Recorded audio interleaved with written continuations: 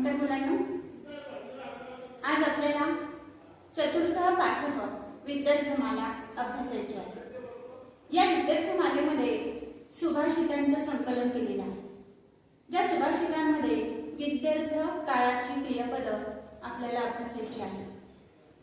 ही विद्यार्थमाला म्हणजे नेमकं काय, यापूर्वी जे रम्य संस्कृत मालेला आहे जो भाग स्वतंत्रपणे आपण शिकणार आहोत। त्या रम्य संस्कृतमध्ये अज्ञात काळाची रूपे आणि विज्ञात काळाची क्रियापदे आपल्याला स्पष्ट करून सांगितलेली आहे। परंतु आपल्याला या सुभाषित मालेमध्ये जी विद्यार्थमाला अभ्यासायची आहे, नेमका त्याचा अर्थ काय होतो ती प्रस्तावना आपण बघूया या विद्यार्थमालेच्या प्रस्तावनेकडे। विद्यार्थमाला, या विद्यार्थामध्ये विधी हा शब्द आलेला आहे। जसे काळाचे क्रियापद आहेत तसेच अर्थाचेही दोन क्रियापद आहेत, ज्यामध्ये पहिलं आज्ञार्थ आणि दुसरं विद्यार्थ। या ठिकाणी विद्यार्थ म्हणजे विद्यार्थ काळाची क्रियापदे वापरून सुभाषितांची रचना केलेली आहे। यामध्ये विद्यार्थ काळाची क्रियापद विधी या शब्दाचा अर्थ काय होतो तर विधी म्हणजे उपदेश असा या शब्दाचा अर्थ होतो। या पाठामध्ये आलेली प्रत्येक सुभाषिते हे उपदेश करणारी आहे। ही उपदेश करणारी क्रियापदे रंगीत शब्दामध्ये छापलेली आहेत। याखेरीज या सुभाषितांमध्ये केवळ विद्यार्थ काळाची क्रियापदेच नाही तर त्याचबरोबर आयुष्यभर लक्षात ठेवण्याजोगे विचार सुद्धा या सुभाषितांमधून आपल्याकडे मांडलेले आहेत। विद्यार्थ्यांनी कसे जगावे, त्याने ऐशोआराम आळस करू नये असा सुंदर असा अर्थ या सुभाषितांमधून मांडलेला आहे। सदसद विवेक बुद्धीने माणसाने विचार करावा यासारखे विविध विचार या सुभाषितांच्या संकलनातून मांडलेले आहेत। तर आपण वळूया पहिल्या सुभाषिताकडे। पहिलं सुभाषित कुठलं आहे? सुखार्थी चेत त्यजत विद्या, विद्यार्थी चेत त्यजत सुखम, सुखार्थिनः कुतो विद्या, कुतो विद्यार्थिनः सुखम। हे पहिलं सुभाषित आहे। या सुभाषिताचा अन्वय होतो सुखार्थी चेत विद्याम त्यजत, विद्यार्थी चेत सुखम त्यजत, सुखार्थिनः विद्या कुतः, विद्यार्थिनः सुखम कुतः। या सुभाषितामध्ये आलेले शब्दार्थ पाहूया। सुखार्थी म्हणजे सुखाची इच्छा करणारा। यामध्ये आपल्याला एक संधियुक्त शब्द पण आलेला आहे। सुखम अर्थ येतो, हा झाला समास। सुखाची इच्छा करणारा। चेत हे अव्यय आलेला आहे। त्याचबरोबर त्यजत हा शब्द आहे। त्यज म्हणजे त्याग करणे, त्यज त्याग करणे। विद्यार्थी या शब्दाचा समास होतो। विद्याम अर्थ येते इति, विद्येची इच्छा करणारा। सुखार्थीना म्हणजे सुखाची इच्छा करणारा आणि कुतः म्हणजे कुठून। या सुभाषितामध्ये आलेले हे शब्दार्थ आहेत। आता या सुभाषिताचा नेमका सरळ अर्थ काय होतो, काय म्हटलेला आहे या सुभाषितातून कुठला उपदेश केलेला आहे? सुखार्थी चेत विद्या, ज्याला सुखाची अपेक्षा असेल, ज्याला सुखाची इच्छा असेल त्याने विद्या सोडावी। विद्या म्हणजे ज्ञान। ते ज्ञान संपादन करण्यासाठी प्रत्येकाला कष्ट करावे लागते, परिश्रम करावे लागते। परंतु जो केवळ सुखाची इच्छा करीत असेल तो विद्या संपादन करू शकत नाही, कारण विद्या हे एक श्रम आहे आणि त्याचबरोबर ते सातत्य आहे। सातत्याशिवाय ते पूर्ण होत नाही। म्हणून ज्याला सुखाची इच्छा असेल त्याने विद्या सोडून द्यावी, त्याने ज्ञान संपादन करण्याची इच्छा किंवा शिक्षण मिळवण्याची इच्छाही मनामध्ये आणू नये। विद्यार्थी चेत सुखम, आणि ज्याला विद्या संपादन करण्याची इच्छा असेल त्याला सुखाचा त्याग करावा लागेल, कारण शिक्षण हे परिश्रमातून प्राप्त होते। त्याला सातत्य, कष्ट करावे लागतात। आळस हा शिक्षण घेत असताना अजिबातही असायला नको। म्हणून ज्याला विद्या संपादन करण्याची इच्छा असेल सुखाची इच्छा अजिबात करू नये, तर सुखाचा त्याग करावा. सुखार्थीनः विद्या कुतः. सुखाची इच्छा करणाऱ्या माणसाला विद्या कुठून मिळणार? आणि तसेच विद्यार्थीनः सुखम कुतः. विद्यार्थ्याला सुख कुठून मिळणार? या ठिकाणी या सुभाषित मालेमध्ये, या सुभाषितामध्ये विद्यार्थ्यांनी कसे वागावे, विद्या संपादन करण्याचं जे वय असतं ते विद्यार्थ्यदशेमध्ये अत्यंत मोलाचा सल्ला या सुभाषितातून दिलेला आहे. माध्यम भाषेमध्ये उत्तर लिहा या प्रश्नासाठी जे आपल्याला अतिरिक्त माहिती हवी असते ती अतिरिक्त माहिती या सुभाषिताच्या माध्यमाने आपल्याला सांगितलेली आहे. विद्यार्थ्यांनी विद्या संपादन करीत असताना, शिक्षण घेत असताना कोणकोणत्या गोष्टींचा त्याग करावा, कुठल्या गोष्टी त्यांनी करू नये हे सांगत असताना अगदी कवीने ठसठशीतपणे आपल्याला स्पष्ट करून सांगितलेलं आहे. विद्या ही एक आराधना आहे, ते सातत्याने करणे अतिशय गरजेचं आहे. ती तपश्चर्या आहे. ही तपश्चर्या, ही साधना करत असताना त्यामध्ये कष्ट, दीर्घोद्योग, चिकाटी या गोष्टी नक्कीच असायला हव्यात. चिकाटी आणि जिद्द असल्याशिवाय शिक्षण पूर्ण होऊ शकत नाही. विद्या हवी असेल तर आळस किंवा ऐशोआराम ह्या गोष्टी टाळणे अतिशय गरजेचे आहे. अभ्यासाच्या आड येणाऱ्या ज्या गोष्टी असेल त्या नक्कीच विद्यार्थ्यांनी टाळाव्यात. त्या गोष्टीची अपेक्षा करू नये. तेव्हाच तो आपल्या जीवनामध्ये विद्या संपादन करू शकतो आणि यशस्वी असं जीवन जगू शकतो. हा झाला पहिला श्लोक, पहिला सुभाषित. आता वळूया आपण दुसऱ्या सुभाषिताकडे. दृष्टिपुतम नेसेत पादम, वस्त्रपुतम पिबेत जलम, सत्यपुतम वदेत वाणी, मनःपुतम समाचरे. हे झालं दुसरं सुभाषित. या दुसऱ्या सुभाषिताचा अन्वय आहे दृष्टिपुतम पादम नेसेत, वस्त्रपुतम जलम पिबेत, सत्यपुतम वाणी वदेत, मनःपुतम समाचरे. त्यानंतर या सुभाषितामध्ये आलेले शब्दार्थ पाहूया. दृष्टिपुतम, दृष्ट्या पुतम हे समासयुक्त पद आहे. तृतीया तत्पुरुष समासाचं हे उदाहरण आहे. दृष्टीनं पवित्र झालेले, पाद म्हणजे चरण, पाय, नेसेत म्हणजे ठेवावे, नेसेत हे क्रियापद आहे. वस्त्रपुतम, वस्त्रेना पुतम, तृतीया तत्पुरुष समासाचं हे उत्तम उदाहरण आहे. म्हणजे वस्त्रपुतम वस्त्राने गाळून स्वच्छ केलेले, गाळलेले. त्यानंतर वदेत हे क्रियापद आलेलं आहे. बोलणे, बोलावे.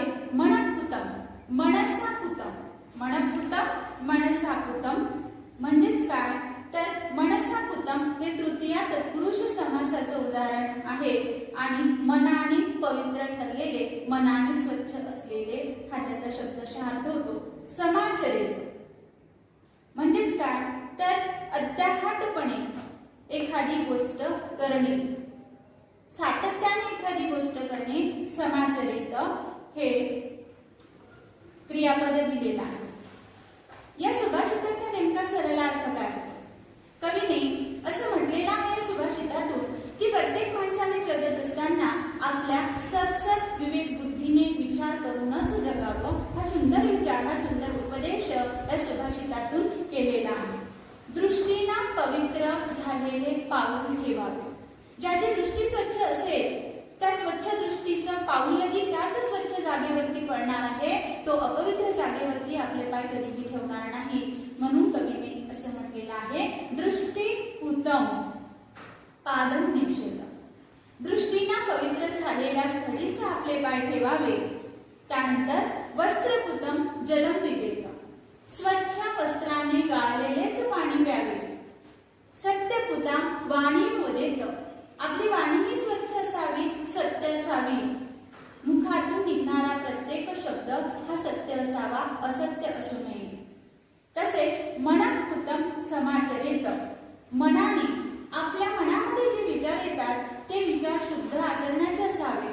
आपल्या सतसत विवेक बुद्धीने प्रत्येकाने विचार करून आपलं आचरण करावं. असेच पवित्र आचरण माणसाने आपल्या जीवनामध्ये करावं. जो विचार या सुभाषितामध्ये कवीने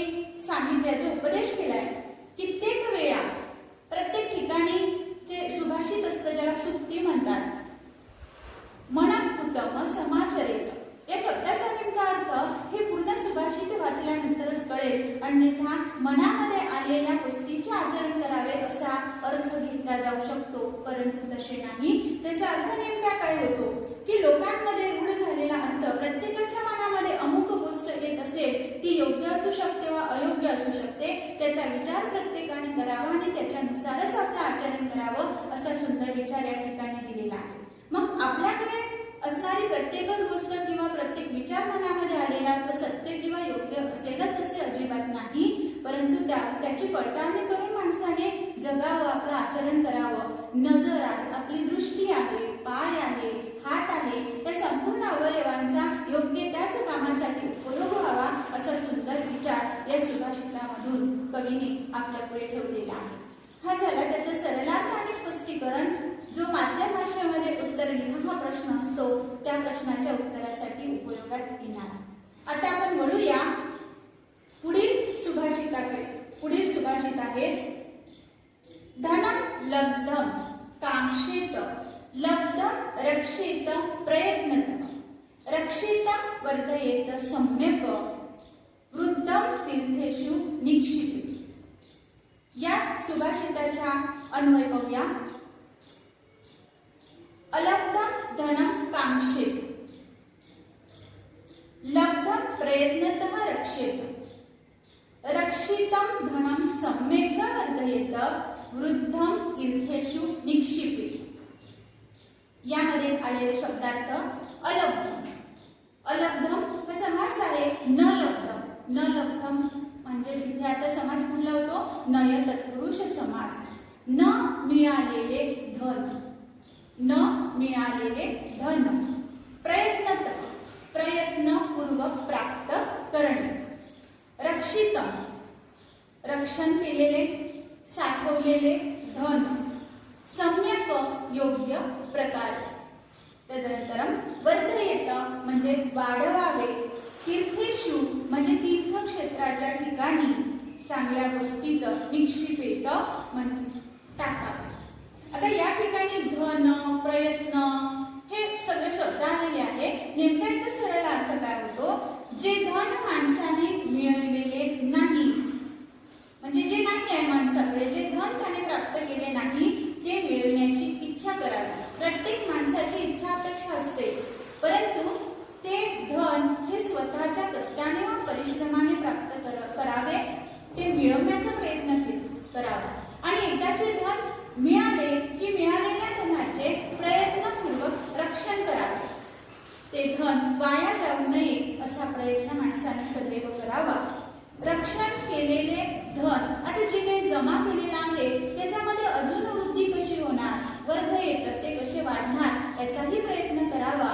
कारण धन हे साठवून ठेवले तरी ते खर्च होते, परंतु खर्च झालेले धन पुन्हा जमा करण्यासाठी त्याला प्रयत्न परिश्रम कष्ट करावे लागते. धन वाढविण्याचा प्रत्येकाने प्रयत्न करावा आणि वाढविलेले धन चांगल्या कामासाठी उपयोगात येईल अशा प्रकारेही विचार करावा आणि त्या ठिकाणी त्याचा खर्च करावा. असं म्हणतात की माणसाने आपल्या धनाचा काही हिस्सा गरजूवंताला द्यावा व तीर्थक्षेत्री जाऊन अर्पण करावा, दान करावा.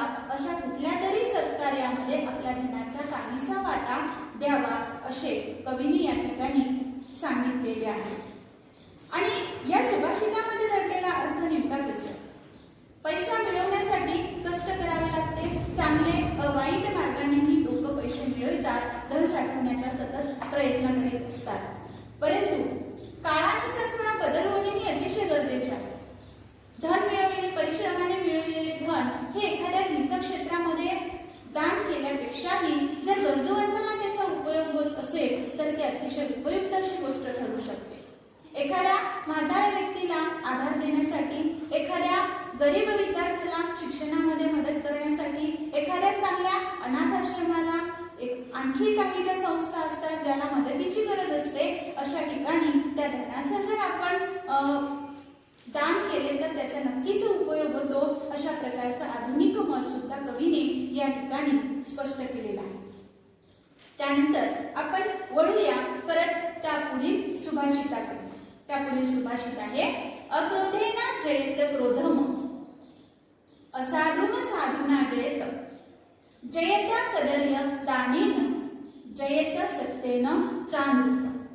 याचा अन्वय बघा. अक्रोधेन क्रोधम जयेत, साधूना असाधूम जयेत, दानेन कदर्यम जयेत, सत्येन च अनृतम जयेत. याचा अन्वय काय, शब्दार्थ बघा याच्यामध्ये आलेले.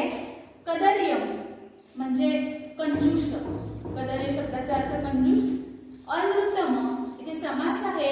नृतम म्हणजे नय तत्पुरुष समास, असत्यम असं त्याचा अर्थ होतो. अनृतम म्हणजे असत्यम.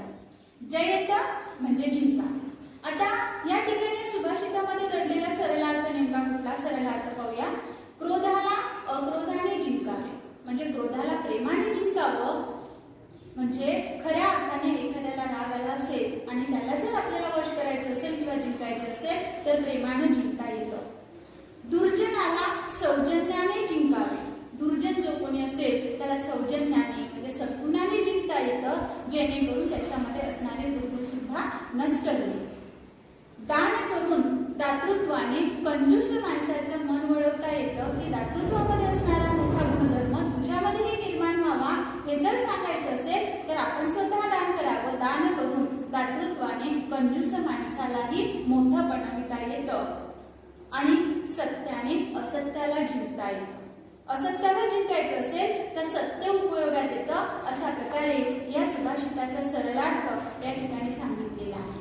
पण यामध्ये नेमका अर्थ कुठला दडलेला आहे की माणसाने जगत असताना या सगळ्या गोष्टींचं आचरण करावं. सत्य असत्य, योग्य अयोग्य, त्यानंतर कंजूसपणा, दानधर्म, या सगळ्या गोष्टी माणसाला नक्कीच माहिती असायला हव्या, कारण हेच माणसाचं माणूसपण असतं, त्याला मोठं बनवतं. आणि म्हणून या गोष्टी माणसाने सदैव अंगीकारावा असा सुंदर उपदेश विचार या ठिकाणी या सुभाषितातून कवी आपल्या पुढे मांडलेला आहे. त्यानंतरचे सुभाषित आपण पाहूया. सुभाषित आहे प्रत्यह प्रत्यवेक्षेत नरश्चरितात्मान किन्नु मे पशुभिस्तुल्य किन्नु सत्पुरुषै. आता याचा अन्वय होतो. नर हा आत्मनः चरित प्रत्यह प्रत्यवेक्षेत किन्नु मे चरितं पशुभिः तुल्यम किन्नु मे चरितं सत्पुरुषैः तुल्यमयि. याचा शब्दार्थ आत्मन म्हणजे स्वतः, मी स्वतः किंवा स्वतःची. प्रत्यवेक्षेत म्हणजे तपासावे, परीक्षा. आता या ठिकाणी याचा सरलार्थ नेमका कुठला आहे का? माणसाने दररोज आपले वर्तन तपासावे. प्रत्येकाने आपापले वर्तन, आज मी काय जगलो, आज मी काय केलं, आजचा दिवस माझ्यासाठी काय होता, हे दररोज त्याचे वर्तन माणसाने तपासावे. माझ्यामध्ये पशुतुल्य काय आहे? पशुतुल्य भीह, पशुतुल्य भीही. माझ्यामध्ये पशुतुल्य काय आहे आणि सज्जनासारखं काय आहे माझ्यामध्ये? या दोन गोष्टी माणसाने तपासून पाहाव्या. प्रत्येकाने आत्मपरीक्षण करावं. आत्मपरीक्षणातून माणसाला अनेक चांगल्या वाटा मिळतात, अनेक चांगल्या दिशा मिळतात. तो माणसाप्रमाणे जगू लागतो. दुसऱ्याच्या डोळ्यात ते मुसळ दिसते पण स्वतःच्या डोळ्यात ते मुसळ दिसत नाही असे म्हणतात. तसे आपल्याला स्वतःचे वर्तन सदोष आहे की निर्दोष आहे हे तपासणे अतिशय गरजेचे असते. त्याचबरोबर ज्यावेळी आपण स्वतःकडे तटस्थ भूमिकेने पाहतो आणि अलिप्ततावादी धोरण ठरवितो, माझ्या समोर उभा असणारा चुकीचा आणि तेच मत मी जर मांडत असेल तर ते अगदी बरोबर आहे असा विचार योग्य नाही. मी माणूस आहे, माझ्यासारखा पुढचा आहे हा विचार केला जात असेल तर ते सत्पुरुषाचा विचार आहे, चांगला विचार आहे. आणि जर मी माणूस आहे आणि समोरचा माणूस नाही आहे, तो पशु आहे, त्याला कशीही वर्तणूक दिली तर ही वर्तणूक कशी झाली तर पशुतुल्य झाली. माणसाने स्वतःचे परीक्षण करावे, आत्मपरीक्षण करावे. त्या आत्मपरीक्षणामधून माणसाला स्वतःच्या चुका दिसतात आणि त्या चुका सुधारण्याचे बळ सुद्धा त्याला त्याच्यामध्ये निर्माण होतं. आणि खऱ्या अर्थाने समाजामध्ये जगत असताना कसं जगावं, माणूसपण कशाला म्हणतात हे माणसाला कळतं. अशा प्रकारे या सुभाषित मालेमधून कवीने सुंदर असे विचार आपल्या पुढे ठेवलेले आहेत. या सुभाषितांचा अर्थ, सरलार्थ, स्पष्टीकरण आपण या ठिकाणी अभ्यासलेला आहे. पुढील व्हिडिओमध्ये यामध्ये असणारे विविध प्रश्नमालिका आपण